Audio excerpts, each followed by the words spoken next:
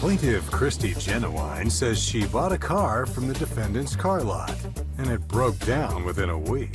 She's suing for $2,678. Defendant Sam Shalash says he did not misrepresent the condition of the 19-year-old car and sold it as is. He's countersuing for $614 for repairs he paid for. Do you swear the testimony you're about to give is the truth, the whole truth, and nothing but the truth? I do. I do.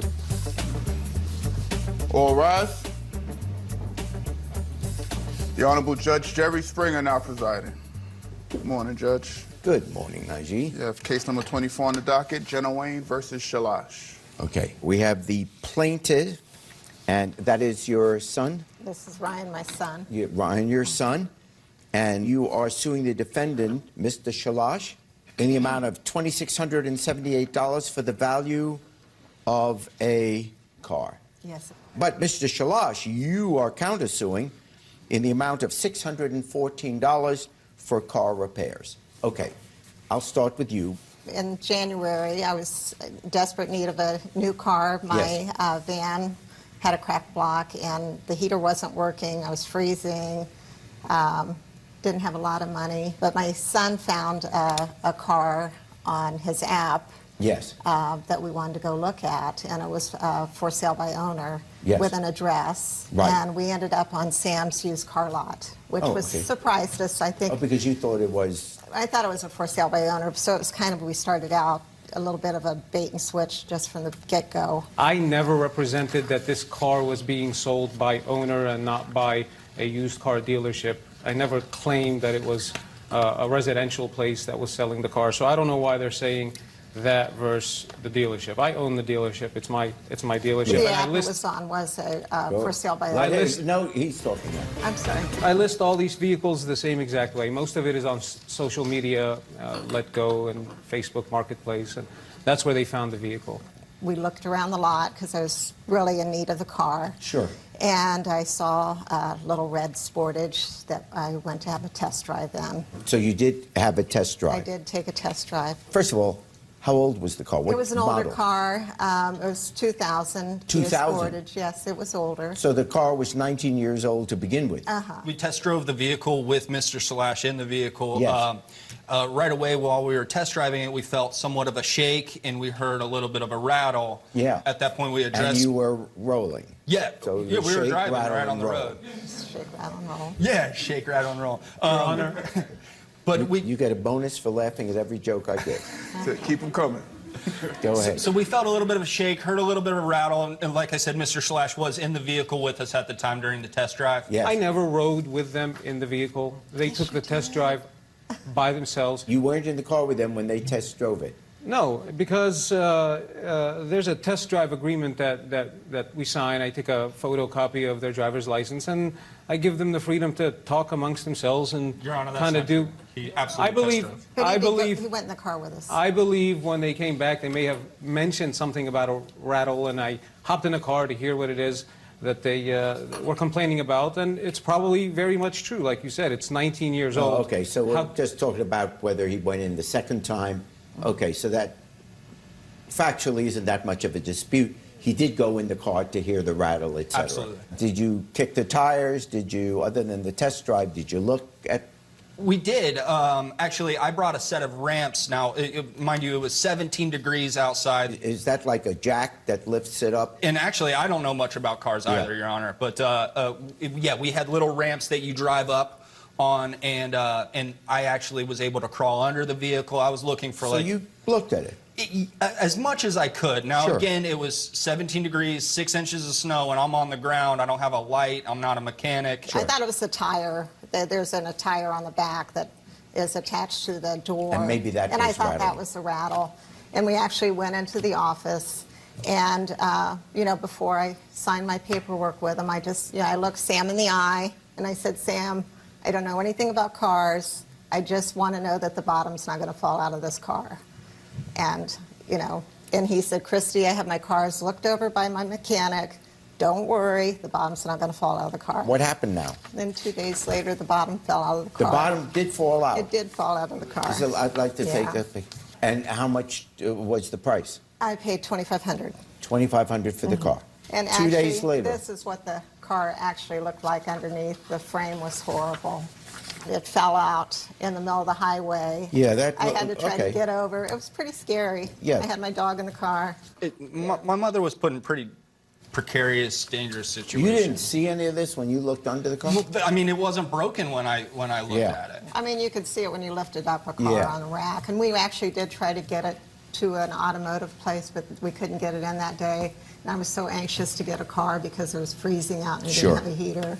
And Okay. I trusted Sam. He's a nice-looking guy. He looks trustworthy. At that point, Your Honor, I called Sam and I told him that the bottom fell out of the car. What are we going to do about this? He then agreed to pay $250 for a $500 repair. So essentially, I pay half, he Yeah. pays the other half.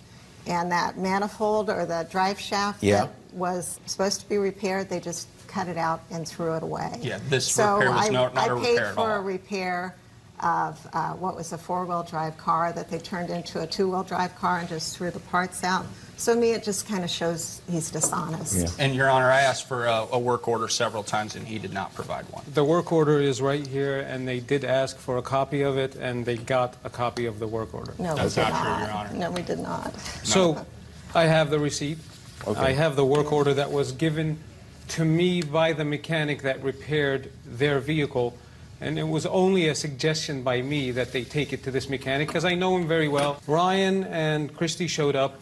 Sure, it probably was a cold day and they wanted to test drive this vehicle. And I don't know if they think that I had just duct taped it together or super glued it together because they're trying to claim that I misrepresented the condition of the vehicle.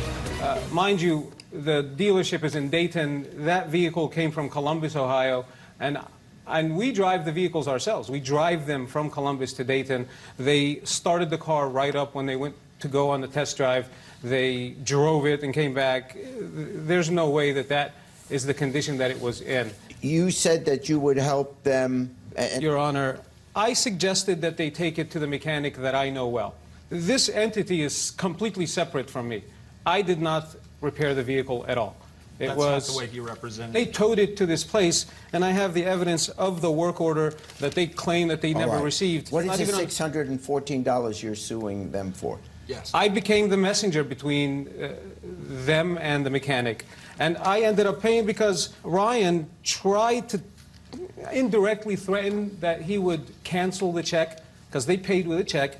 And he also reiterated that he wants to buy a vehicle. And so I felt like he's tying his purchase of a vehicle from me. And you had I the didn't email want to him that. to stop payment on the check that I already had in my possession. And I felt like it was probably the stand-up thing to do, is to try to offer a little bit of help. And that's what the $614 Yes, because I feel like now I went above and beyond to try and kind of break the mold of this idea that I sold them a bad car. May I say something, Your Honor? Yes. When I showed this car to a mechanic, you know, I've got a whole list of the problems with the car. A mechanic said he would not be able to sleep at night if he sold a car in that condition. Okay. That it was unsafe and dangerous. Your Honor, Okay. also the mechanic that I spoke with told me very clearly the only way that that damage could have happened was if she hit something. I want to present the evidence that there's an affidavit that they bought the vehicle as is. Okay, that's significant. This document does say, in fairness, notice of vehicle sold without any warranty. This car was sold as is. So, when you go and buy a used car that says as is, there are risks in buying a used car. That's why there's a difference in the price of a new one and a used one. And this one, in fairness, was 19 years old. You brought your son with you, who not many people show up at a used car dealer with their own ramp. So it wasn't bought blindly. You were made aware that it was shaking, making noise. So you had some awareness that there possibly are some problems with this car. When in fact, you did a few days later have it. He did pay, which he was under no legal obligation to do, $614 towards the repairs. It may not be all the repairs, I get it. On the way. But that is the risk you take when you buy a used car as is. But he looked And me in the therefore, eye and said, people look you "I in the won't have eye a because problem." that's polite. That is polite. And maybe he gave his lied to best me. judgment. People don't know when the next moment something could happen. The car could be doing fine, and at some point it breaks down. It's pretty hard to predict exactly what day it's going to break down. But if it's 19 years old and it's got things going on that you even heard, it's not a shock out of nothing, and you spent $614, that's on you. It was maybe a very nice thing to do. You didn't have to do it, but you're not entitled to have them pay you back for that. I find both suits will be dismissed. Thank you, Your Honor.